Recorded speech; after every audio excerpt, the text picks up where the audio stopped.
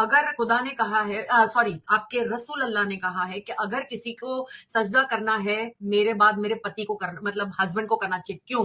Husband कौन सा बड़ा इतना बड़ा तोप है कि उसको तुम मैडम जाके ये सजदा करो? मैडम ये क्या नाम है आपको, वो सनातन धर्म में तो इससे खतरनाक बातें लिखी हुई है, आपको नहीं पता? वो पैर छूना सजदा करना समझते हो? मेरे भगवान, ओ मतलब ये तो, मैडम, मैडम अरे सनातन धर्म में ऐसी खतर मैं सनातन धर्म में जाके आप पहले ये वीडियो देख लो, फिर मैं जो ये खतरनाक बोलकर हमारे हिंदू धर्म के बारे में जो गलत मैसेज फैला रहे हैं, मैं उसका पूरा जवाब देता हूँ। जो सवाल बोला है भाई ने मैं उसका जवाब दूंगा, पहले आप एक बार ये वीडियो देख लो। वाले मेरे को बता दो कि हम तो आधे दिमाग की हैं, हमको हमारे हस्बैंड के सामने ऐसे मतलब सजदा करने का सिर्फ हुक्म है कि अपने पति के, भले पति 4 बीवियां रखे, मुंह यहाँ मारे वहां मारे, हमको हिजाब करना है, हमको कवर करना है, हमको सब कुछ करना है। तुमको क्या करना है भाई? मजे करना है।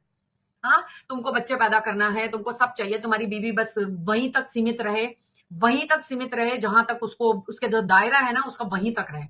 तो तुमने क्या चीज एक वुमेन को दी है जो वो खुश हो और बोले अरे वाह क्या मैडम, राइट्स दिए हैं, क्या मैडम, राइट्स दिए? जी बोलिए। मैडम आपको पता है ये तो बहुत साधारण बात है। वो दरुपोदई के तो 5 पति थे उनके, आपको पता है? वेद के वो, मैं भी आपको पांच पता कर नहीं उनके लूंगी, चलो 5 मैं भी पति थे 5 कर उनके? लेती, तुम्हारा क्या जाता है उसमें? मैम चलो मैं आप भी 5 5 कर कर लोगी? लेती। मैम आप आपको भी क्या फिर वही प्रॉब्लम है? कहलाओगी। हाँ तो आप कहलो 5 कैसे ही। कर लोगी? लेकिन आपको वो तो क्या प्रॉब्लम है? लेकिन वो तो पहले आपको के क्या जमाने प्रॉब्लम है? का था ना, वो तो एक तो, टाइम का हुआ था, अभी तो तो नहीं भैया करते कोई। वैदिक, देखिए देखिए नहीं, अगर है वेद, भी तो देखिए वो ठीक था, तुम्हारी तरह हिंदुइज्म तो इज अ ठीक था। Scientific religion. ये नहीं एक नहीं, साइंटिफिक धर्म है। कौन सा? हमारे सनातनी भाइयों के मुताबिक हिंदुइज्म कौन एक साइंटिफिक है। आपका कौन सा धर्म साइंटिफिक है कि चांद के ऐसे 2 टुकड़े हो गए, वो हो गया? और मैडम उसके जी बाद हनुमान आपको जी ने सूरज खा लिया था। सूरज हनुमान कहाँ जी ने खा सूरज लिया खा था? लिया था अरे रसगुल्ला समझकर। उन्होंने नहीं पता था ना मैडम, वो, ये भी मैडम नहीं पता प्लीज, था मोहम्मद को, सॉरी ये भी नहीं पता था हजरत मोहम्मद को कि मतलब उनकी, मतलब actually Islam is only the mind this of madam आप मेरे को एक बात बताएं, मैम आप क्या कहिएगा इस चीज के ऊपर कि हनुमान जी ने सूरज खा लिया था खा एक लिया होगा। रसगुल्ला समझकर? क्या लेकिन कहिएगा आप इस अरे मुद्दे पर? भाई खा लिया होगा, जो भी कर लिया होगा, लेकिन कीचड़ में तो नहीं जाता है ना। अरे अरे तो कैसे तुम्हारा, खा लिया मैम? अगर सूरज, तुम्हारा इतना सूरज कैसे खा साइंस, सकता है इंसान? सूरज तो आज एक भी दिखता मिनट, है। 1 मिनट रुकोगे अभी? अब तुम 1 मिनट रुको, मेरे को बात कर लेने दो, फिर तुम बात करना। सूरज खा लिया, चंदा खा लिया, जो भी खा तो लिया। प्लीज मैडम, प्लीज अरे मैडम, अभी भी हनुमान जी ने नहीं सूरज है। खा लिया और उन्हें एक ब्रिज बनाना पड़ा श्रीलंका तक जाने के लिए, और वही बंदे ने सूरज खा लिया। बताए मैम आपकी किताबों के मुताबिक। अरे पागल आदमी, ये अवतार मैम होते किताबों हैं, में लिखा है पागल आपके। आदमी ने खुदा ने। हाँ, और जैसे भी अगर सूरज सूरज उन्होंने खाया था, उन्होंने खाया था, उन्होंने हमें तो नहीं बोला ना कि हम ही सूरज खाएं। लेकिन यहाँ पे तो वो हमको कमांडमेंट दे रहा है नहीं कि तुम ऐसे साइंटिफिक करो, भी, तुम ऐसे करो, तुम ऐसे साइंटिफिक ऐसे धर्म करो। भी नहीं चला हाँ, होगा। अरे उसके मुंह लिए उनका चला मुंह संडे के नहीं लिए, चला होगा। होगा, हाँ, ये उसके लिए देखो संडे को बात बेफाम। करेंगे। है उनका मुंह नहीं चला हाँ, होगा। उसके लिए अरे उसके लिए मुंह उनका चला मुंह संडे के नहीं लिए, चला होगा। हाँ, होगा, ये उसके लिए देखो संडे को बेफाम। बात करेंगे, योर संडे वुमेन को। को अरे फॉर भैया संडे को क्या बात करेंगे? हर चीज संडे को तो है भैया, छुट्टी वाला दिन में बात करेंगे आप। हाँ, उस हम दिन ऐसे ही हमारे करते हैं। एक्सपर्ट हम आते हैं जब ना। इस्लाम के बारे में बात करते हैं, सारे होलियां मना मैडम, रही है, बच्चे मैडम पैदा कर रही प्लीज है। सुने सुने सुने। मैडम हाँ, मेरा हाँ। चैलेंज है, कोई भी सनातनी मेरे सवालों का जवाब दे ही नहीं सकता। मेरा चैलेंज है पूरे दुनिया में। अरे अरे तुम आ जाना संडे को। वो बात छोड़ो, तुम मुझे नहीं इसका तो मैम, जवाब मैं दो आप भाई। जवाब नहीं दे पाए। हनुमान जी ने सूरज खा लिया, उनका मुंह नहीं जला, हाँ या ना में जवाब दे आप। उनका मुंह नहीं जला, उन्होंने सूरज खाया, 1 तो मिनट, हाँ या ना में मुझे जवाब दे प्लीज। आप नहीं नहीं, क्या? अगर नहीं नहीं चलाओ। जवाब में दे देता हूँ भाई को। वैसे जवाब देने से पहले आजकल कोई भी डिबेट करने बैठ जाता है बिना कुछ नॉलेज के। अगर कोई बार बार चैलेंज कर रहा है या पूछ रहा है और तुम बता नहीं पा रहे तो मैडम आपकी ही गलती है, आपको डिबेट नहीं करना चाहिए। आजकल फैम और पैसों के लिए कोई भी वीडियो बनाने बैठ जाता है। शर्म करो, एक वीडियो बनाने के लिए पूरे हिंदू समाज की बेइज्जती करवा देते हो आप लोग। मैं आपको शॉर्ट में जवाब दे रहा हूँ, पर अगर आपको सही में ये सब जानना है भाई तो किसी धर्म गुरु से ये सवाल करो, ना कि जो फैम और पैसों के लिए बैठी है उनसे। इनको बस व्यूज से मतलब है, जवाब देने से नहीं।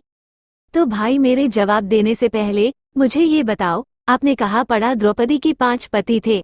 आपने जहाँ ये पढ़ा द्रौपदी के 5 पति थे, वही इस बात का जवाब भी दिया हुआ था कि पंचोली के 5 पति क्यों थे। आप बस आधा अधूरा पढ़कर सवाल पूछ रहे हो, और वो भी उनसे जिनको इस चीज का थोड़ा भी ज्ञान नहीं है। अगर आपको सही में आंसर ही लेना है तो किसी जानकार से पूछो, या यूट्यूब या गूगल पर सर्च कर लो, क्यों थे आपको खुद पता चल जाएगा। वैसे मुझे पता है आप बस बेइज्जती करने के मोटिव से बोल रहे थे।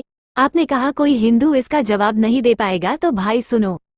पंचोली पहली बात जन्मी नहीं है, उनका जन्म नहीं हुआ था, उनको भगवान से मांगा गया था। उनके पिता यानी उनके फादर ने उन्हें भगवान से मांगा था, और उनके पिता बहुत गुस्से में थे, वो भी भगवान को मानते नहीं थे। उन्हें ऐसा लगता था कि भगवान बस बोलता है कि मैं कुछ भी कर सकता हूँ, पर सच में भगवान कुछ नहीं है। इसलिए उन्होंने क्रोध में भगवान से ये वरदान मांगा कि मुझे ऐसी संतान दो जिसका हर मोड़ पर अपमान हो, बेइज्जती हो, और फिर भी लोग उसकी इज्जत करें और सब उनके लिए अच्छा बोले और उनके कैरेक्टर पर कोई सवाल ना उठाए। अब भाई कोई भगवान को चैलेंज करेगा सोचकर कि ये तो भगवान कर ही नहीं पाएंगे, तो ये उनकी भूल होती है। भगवान के लिए कुछ भी नामुमकिन नहीं है। और इसी चैलेंज के बाद श्री कृष्ण ने उनके पिता को वरदान में एक बेटी दी थी। अब इस वरदान को प्रूव भी भगवान ने करा। कैसे भाई आगे सुनो। अब उनके पिता ने उनका स्वयंवर करवाया था, जहां उनकी शादी किसी एक से होनी थी, पर भगवान की लीला देखो, उसके पिता ने जो मांगा था उन्हें वही मिला। स्वयंवर में बस अर्जुन जीता था और वो अपनी माँ के पास गया था जहाँ उनकी माँ पूजा कर रही थी। और अर्जुन ने कहा, माँ देखो मैं क्या लेकर आया हूँ। तो उनकी माँ ने बोला कि अर्जुन मेरे पुत्र, तुम जो भी लाए हो वो अपने भाई में बराबर बराबर बांट लो। अब पांडव का भी वचन होता था कि जो उनकी माँ बोलेगी वो उनके लिए धर्म होगा। पांडव के लिए उनकी माँ की बात उनकी एक इच्छा मानी जाती थी, और उनकी इच्छा को पूरा करना ही पांडव का धर्म और कर्तव्य होता है। तो उनकी माँ की ये इच्छा पूरी करने के लिए ही वहाँ से उनका नाम पंचोली पड़ा और उनका विवाह 5 भाइयों से हुआ। अब इससे उनके पिता को दिया वरदान भी पूरा हो रहा था, इसलिए 5 पति थे द्रौपदी पंचोली के। पर भगवान ने ये लीला, ये कार्य बस पंचोली के पिता को सबक सिखाने के लिए ही बस नहीं दिया था। अब याद करो पंचोली के पिता ने क्या मांगा था। अब भगवान का वरदान होता है। ये भगवान की लीला थी कि पांडव की माँ पूजा में व्यस्त हो गई थी। ये सब भगवान ने पहले ही होना लिख दिया था। हर मोड़ पर उनके बेटी के साथ इज्जत कम करने वाले काम होना था, जैसा कि मांगा था, और वही हुआ। और पांडव भी अपने माँ का इच्छा पूरा करने वाले वचन से बंधे थे। सारा चीज भगवान के एक बोल से, सब एक लाइन में होना बन गया। क्या होना है और क्या होगा, सब सेटअप तैयार हो गया। हमारे हिंदू धर्म में बोला जाता है, इस दुनिया में जन्म लेने से पहले ही जन्म लेने वाले के साथ क्या होगा लिखा रहता है, और उसके इस दुनिया में आने का क्या कारण है वो सब पहले से ही लिखा रहता है। इसलिए हिंदू धर्म में बोला जाता है, जब आप पैदा होते हो तो आपके लिए सब लिखा हुआ होता है। जो एक वरदान से स्टार्ट हुआ वो कहाँ जाकर खत्म हुआ सोचो। भाई पंचोली के पिता ने मांगा था और भगवान को बुरा भला कहा था कि तुझ में कोई ताकत नहीं है, तू ये नहीं कर सकता। तो ये सब भगवान ने कर दिया, और ऐसा करा कि सारा कार्य लोक कल्याण यानी लोगों के भलाई में हुआ। तो जैसा कहा था, हर मोड़ पर अपमान होगा, पर फिर भी इज्जत कम नहीं होगी, और आज भी वही हो रहा है। जैसे आज तुमने करा पंचोली का अपमान, पर देखो आज भी उनकी इज्जत बिल्कुल कम नहीं हुई है। आप कितना भी ट्राई कर लो, दुनिया के अंत तक ऐसा ही चलता रहेगा। आप दोबारा ट्राई करो पंचोली बोलने का, पर आपके मन में बेइज्जत करने वाली भावना आएगी ही नहीं। अब आप मानते हो ना हिंदू भगवान को, आज भी लाखों करोड़ों साल बाद भी पांचाली का नाम लोग इज्जत से लेते हैं। और इसमें एक लीला और है भगवान का। पंचोली ने भगवान से अपने होने वाले पति में बहुत गुण मांगे थे, तो भगवान ने वो सारे चीज एक साथ पूरी कर दी उन्हें पंचोली बनाकर।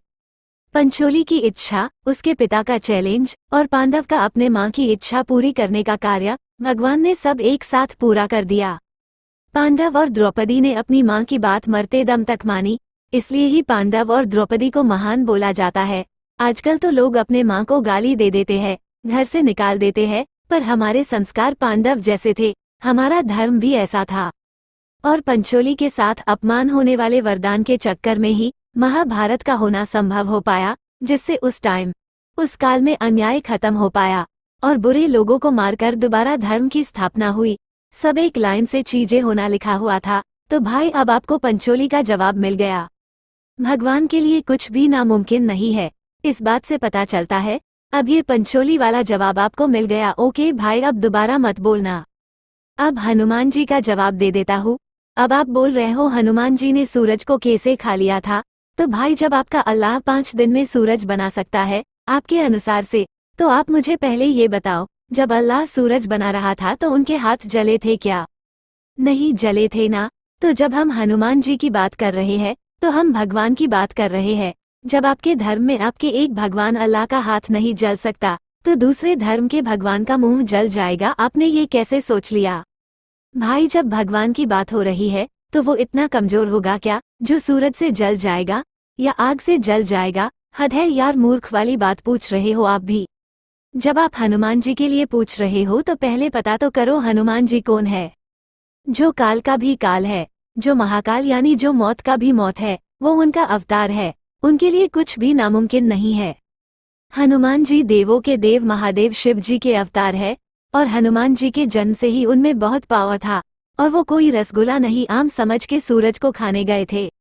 हनुमान जी में अपने शरीर को बड़ा करने का शक्ति था। वो इतने बड़े हुए कि उनके मुंह में पूरा सूरज समा गया। तो भाई अब सोचो, जो भगवान सूरज को भूख लगने पर निगल सकता है, उनके लिए क्या करना नामुमकिन होगा। और आप सोचो अगर ये आपके साथ होगे तो आपको किसी चीज से डर लगेगा या नहीं। इतना महाबली, इतना शक्तिशाली, इसलिए ही हम इन्हें जय महाबली हनुमान की जय बोलते हैं। और इसलिए ही हनुमान भगत किसी से डरते नहीं है, क्योंकि उनके साथ संकट मोचन हनुमान होता है। अब सूरज को निगलने के पीछे भी कारण दिया है। मैंने कहीं सुना था कि ऐसा क्यों हुआ और हनुमान जी ने ऐसा क्यों करा था। ये भी एक भगवान की लीला थी। क्योंकि जब सूरज को घमंड हो गया था कि इस संसार में सूरज से बड़ा कोई नहीं है, ना पृथ्वी है, ना कोई और, तो इस घमंड को तोड़ने के लिए हनुमान दोबारा ये लीला रचाई गई थी। हनुमान जी इतने बड़े हो गए थे कि सूरज उनके छोटे से मुंह में समा गया, जिससे सूरज का बड़ा होने का, अपने आप को सबसे बड़ा समझने का घमंड टूट गया था। अब मेरे भाई आपको सारे जवाब मिल गए होंगे। आप तो बोल रहे थे कोई भी आपके सवाल का जवाब नहीं दे पाएगा, और मैंने दे दिया, जबकि मैं कोई एक्सपर्ट भी नहीं हूँ। आप कुछ भी सवाल पूछते हो ना भाई, तो वही उसका जवाब और कारण भी दिया होता है हम हिंदुओं के धर्म बुक्स में। और हमारे वेद और धर्म बुक्स में कोई भी बातें ऐसे ही नहीं लिखी गई है। सबके पीछे होने का एक जरूरी कारण और लोक कल्याण के लिए हुआ, पूरा डिटेल्स और तर्क के साथ दिया हुआ है।